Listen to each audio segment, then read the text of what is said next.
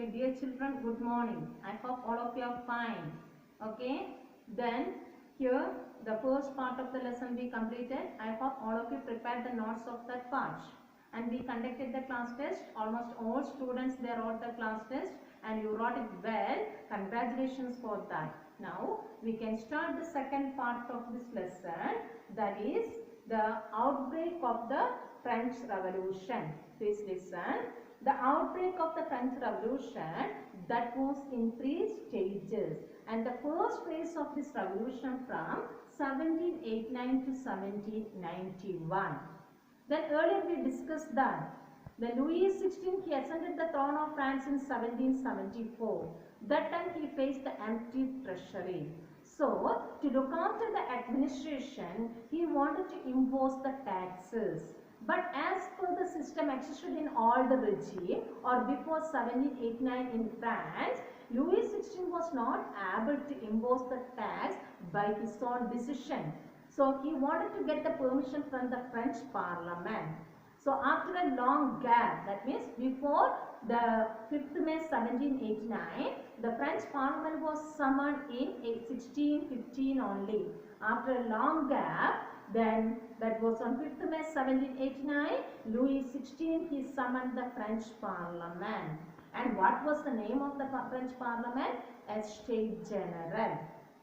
Here the representatives from the first, second and third estates, they reached here in the French Parliament. First estate sent 300 representatives and second estate also sent 300 representatives, and from third estate they sent the 600 representatives. But the peasants as well as the common people, they did not get the permission to enter into the parliament. So what did they do? They wrote the grievances and the demands in 40,000 letters and handed over to the 600 representatives.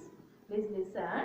Then according to the system existed in France, each estate had only one vote, not on the basis of number of representatives, but each estate had only one vote. So always the first and second estate joined together and they turned against the third estate. So always getting majority to whom only? The first and second estate only. So the demands of the third estate always neglected. So then during this time or on 5th May 1789, in this French Parliament, the third estate people, they demanded that voting rights should be given to each and every representatives. But that was also not accepted. So what did they do? The angry people, they left out the French Parliament, and after that they met together in indoor tennis court of Versailles Palace. That was on 20th June 1789. Please see the picture, please. The French Parliament, Estates General, the 3 estates members as well as the king also met together in this parliament. And then next picture, tennis court or the third estate representatives, they left out of the French Parliament, and after that on 20th June 1789 they met together here. That was an indoor tennis court of Versailles Palace, and from there they recognized themselves as National Assembly. They did not wait for the king's permission, and this National Assembly, they took an oath not to disperse until to form a new constitution and to limit the powers of the king. That was the famous tennis court oath. Okay, and the leaders of this tennis court are Mirabeau and Abize. Mirabeau, he belonged to the second estate. He was a noble man and he brought out a journal. He delivered the speeches to inspire the third estate people. As well as Abize, he was a priest. He belonged to the first estate and he wrote a pamphlet known as What is the Third Estate. And the representatives were very busy to form the National Assembly. Then what about the condition of the remaining people or the common people? They faced the severe winter. Okay, then the severe winter that led to the bad harvest. So they faced the shortage of food grains, and then the prices of food grains increased. Then the same time, what did the landlords do? They hoarded the food grains without supplying. They did not supply the food grains. So the angry people, the common people, what did they do? They marched to the Bastille Fort on 14th July 1789 and they stormed at the Bastille Fort. At the same time, they heard a rumor. Listen, the nobles or lords of the estate or manors, they were going to destroy the ripe crops. Then earlier they were facing the bad harvest, the same time going to destroy the ripe crop. So what did the peasants do? They decided to attack the houses of the nobles, okay, and they looted the hoarded grains as well as they burned the documents and the records of the taxes, okay. Then in this situation, Louis XVI was forced to recognize the National Assembly, okay, as well as the Constitution got the power to check the powers of the king, and the National Assembly, they passed a law on 4th August 1789. Next we can look at what were the changes introduced as per the law. As per the law, they abolished the feudal system of obligation and taxes. Feudal system means the landlord, they were forced the peasant to do the hard work in their lands.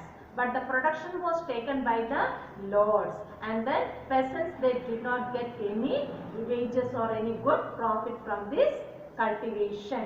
That was abolished, and then members of the clergy or the first estate, they were forced to give up the privileges. And tithe means the tax imposed by the church, that was abolished, and lands of the churches that were confiscated. By doing this, the assets or income of the government increased. Then they declared, the National Assembly, they declared France as a constitutional monarchy. Now we can discuss the features of the constitutional monarchy, okay. Then the main object of this constitutional monarchy, that was to limit the powers of the king. So, instead of concentrating power in the hands of the king, powers were divided into 3 organs of the government. Do you know what were the 3 organs? The legislature, executive and judiciary. Then law-making power to the National Assembly. National Assembly, they got the power to pass the law, and members of this National Assembly, they were elected by the group of electors. That was not through direct election, instead of that indirect election. Please listen. Voting right. Everyone didn't get the right to vote. Only the active citizens, they got the right to vote. Who were active citizens? The men, those who had 25 years age and above, and those who paid 3 days wages sector tax, they only got the right to vote. The women, they were considered as the passive citizens, okay. And then the constitution, it was began with the declaration of the rights of man and the citizen, okay. What type of the rights? Then freedom of speech, freedom of opinion, right to live, and right to equality. Please see the chart here. Sorry. Then this chart showing the election to the National Assembly. Listen, out of 28 million population in France, only 4 million active citizens, they got the right to vote. And they elected 50,000 electors. And to be as an elector, they wanted to pay the high taxes, or those who paid the high tax, they only got the right to participate in the election. And this 50,000 men, then they elected 745 members to the National Assembly. And this National Assembly controlled by the executive, king and ministers, but the veto power to the National Assembly. Final decision taken by the National Assembly. And the members of judiciary or the judges, they were also elected by the active citizen. Here you can see the passive citizen, the women as well as the men below 25 years 25 years age, and those who didn't pay the high taxes, they were considered as the passive citizens. Next, we wanted to discuss the second phase of the revolution. Did you clear the first phase? Okay. Then the second phase of the revolution, that is from 1790 to 1794. Listen, second phase started from 1792, then 1794. Here, Louis XVI he recognized the National Assembly. Okay, but then same time, what did he do? He entered into a secret alliance with Prussia and Austria and decided to attack France. Then Austria and Prussia, they were worried about the revolutionary activities in France. So they decided to turn against France with the support of Louis XVI. Then at the same time, the National Assembly, then they wanted to attack the Prussia and Austria. So then that attack they started in April 1792, and they marched from the city Marseille to the Paris, the capital city of France, Paris. On the way, they sang a song that was known as the Marseillaise, and at present that was recognized as the national anthem of France. Then what is the national anthem of France? Marseillaise. Okay, that was the song sung by the volunteers when they were moved from Marseille to Paris. Marseille, a city in France. Then later this song known as the Marseillaise and recognized as the national anthem of France. And then this was composed by Roger T. Lisley. The angry people, what did they do? They formed their own political clubs. And one of the most important political club organized by the people, that was the Jacobin Club. And the Jacobins, that name they got it from the former convent of Saint Jacob in Paris. And these Jacobin members or club members, they belong to the less prosperous sections of the society. That means most of them were from passive citizens. And the leader of this Jacobin club, that was Maximilien Robespierre. Then these people, they wanted to keep away from the richer sections of the society. So what did they do? They started to wear long striped trousers. But at the same time, the men, they started to wear the red cap also. Red cap symbolizing liberty. And they were known as sans-culottes. Sans-culottes means without knee breeches.